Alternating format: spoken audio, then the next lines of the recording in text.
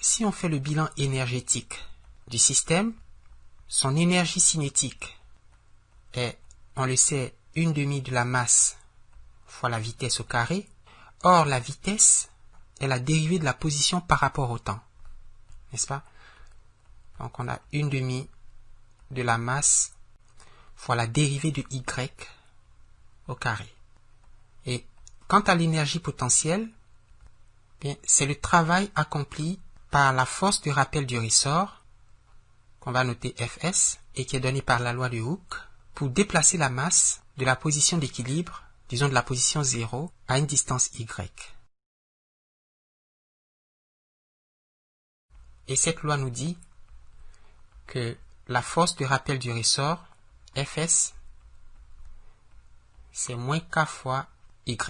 L'énergie potentielle donc de la masse m à la position y est le travail accompli par cette force pour faire passer la masse m de 0 à y.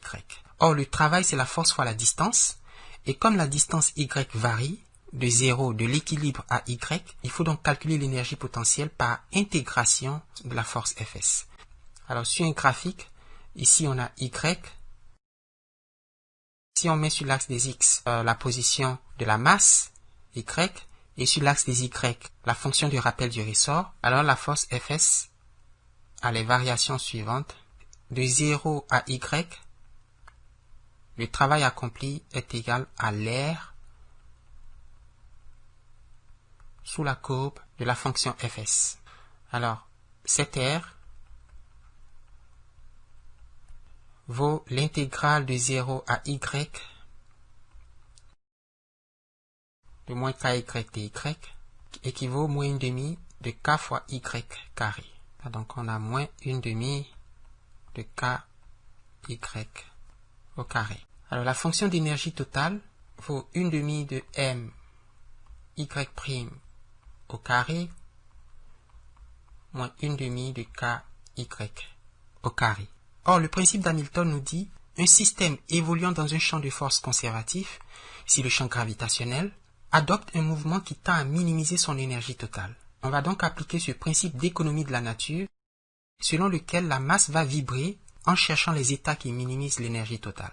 On veut donc le mouvement y de t que doit adopter la masse pour que l'énergie totale, qui dépend de la fonction y, on a une horloge et disons que le temps commence à petit a et puis on arrête l'horloge à petit b. Et donc, pendant l'intervalle de temps AB, on examine le mouvement de la masse et à chaque instant, on calcule l'énergie totale. C'est la somme de ces énergies qui doit être minimum. On veut donc que l'intégrale de A à B, donc de 1/2 de m y' carré moins 1/2 de ky carré, et on intègre par rapport au temps, n'est-ce pas? La fonction y dépend du temps, sa dérivée dépend aussi du temps, et on veut donc que cette expression soit minimale. Alors, on voit que cette expression est une fonctionnelle, n'est-ce pas? Elle dépend du choix de la fonction y. Nous allons la noter j de y. Pour une fonction y donnée, la fonctionnelle j de y prend une certaine valeur. Appelons f de t y l'intégrande, la fonction, le terme à intégrer. Appliquons donc le principe de Lagrange pour dégager l'équation différentielle associée à l'optimisation de cette fonctionnelle d'énergie. Lagrange nous dit que y minimise j de y implique que la dérivée partielle de f par rapport à y moins la dérivée par rapport à la variable indépendante, ici le temps, de la dérivée partielle de f par rapport à y', parce que f dépend aussi de y', égale à 0. On a dérivée partielle de f par rapport à y. Alors, dans l'expression de f, la masse est constante. Je dérive par rapport à y, j'ai donc moins 2 fois 1/2 fois k fois y. Moins 2, 1/2 ky, c'est-à-dire moins ky. La dérivée partielle de f par rapport à y', c'est 2 fois 1/2 fois la masse fois y', n'est-ce pas? Ce qui fait m y'. La dérivée par rapport au temps de cette dérivée, donc la dérivée par rapport au temps de la dérivée partielle par rapport à y', c'est la masse fois la dérivée de y' par rapport au temps.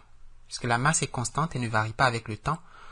Nous sommes en mécanique classique, pas en mécanique relativiste.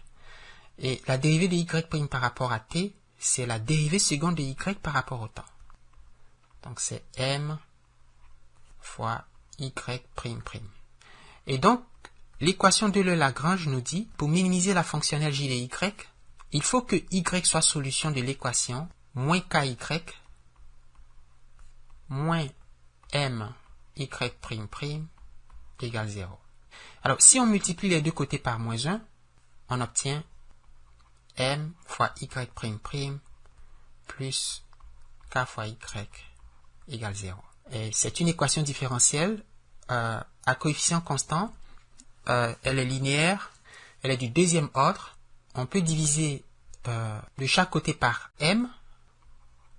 L'équation devient alors y'' plus k sur m y égale 0. Et on peut d'ailleurs introduire un paramètre important et qui est la racine carrée de k sur m. C'est la fréquence naturelle de vibration du système masse-ressort. L'équation caractéristique de cette équation est lambda carré plus oméga égale à 0. Donc lambda carré égale à moins oméga. On a donc des solutions complexes conjuguées. 0 plus ou moins j fois... ça c'est oméga carré, donc oméga. Alors, en général, lorsque lambda vaut alpha plus ou moins bêta j, en général, la solution s'écrit C1 exponentielle de alpha t fois cosinus bêta t plus C2 exponentielle de alpha t fois sinus bêta t. Appliqué au système masse-ressort, alpha vaut 0, bêta vaut oméga. Donc ici, on a y égale C1. Exponentielle de 0, c'est 1. Donc cosinus oméga t plus C2 sinus de oméga t. Où oméga est égal à la racine carrée de k sur m. Donc cosinus de la racine de k sur m t plus C2 sinus.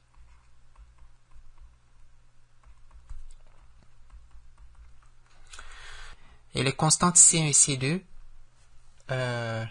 dépendent bien sûr des conditions initiales.